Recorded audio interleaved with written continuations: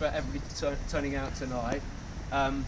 What's very interesting about tonight is that, as people know, this was originally intended to be a lobby of Harlow Constituency Labour Party.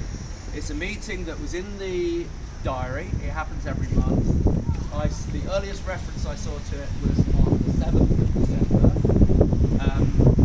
We called a lobby to ask why the councillors and the Labour Party and our prospective parliamentary candidate Chris J. Vince had been so silent about the murder of now getting on for over 10,000 children and 20,000 people in all.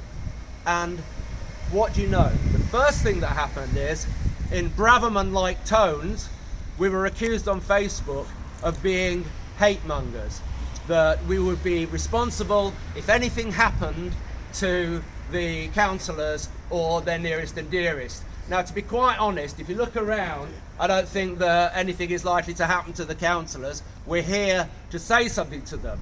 But what did they do? They ran away. They ran away, and shame on them. Shame on them. They ran away because they could not face being confronted with the fact that they have been silent, absolutely silent, in the face of genocide. And this is a big test. It's a generational test for people. Where do you stand? Do you stand against genocide or not? And with the one exception of Lainey Shears, who has spoken out loud and clear, every single councillor, Chris Vince, and the officials of the Labour Party have been absolutely silent, and it is shameful. Now, actually, we don't hate them. We don't hate them. What I feel for those people is the most profound pity. I feel pity for anybody who has devoted their life, presumably, to trying to make the world better, to change the world, who has lost their moral compass to such a degree that they cannot see that what they are doing is wrong. And we're recording this, and we'll record all the speeches from tonight, and I'm putting them on notice that when they meet, we will be there. It won't be just them, but when they meet, we will be there. Because one of the questions they asked is, does it make, why are you bothering us?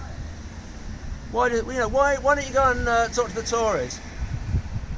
The fact is that if they spoke out, if Starmer hadn't have enabled genocide, it would have been a lot harder for it to happen. And it isn't just an academic question of whether or not people should speak up, but it's something that actually makes a difference in the real world. We're not going anywhere. The movement isn't going anywhere. 13th of January, there's going to be a massive demonstration in London. I hope everybody here will be on it. I hope everybody who watches this online will be on it, because the movement is not going away. Okay, we've got a few speakers now, and towards the end, I think we're going to have a minute's silence in memory of the people who've been murdered by Israeli terror in Gaza over the last 2 months. But first of all, I'd like to call on Adam Cochran, who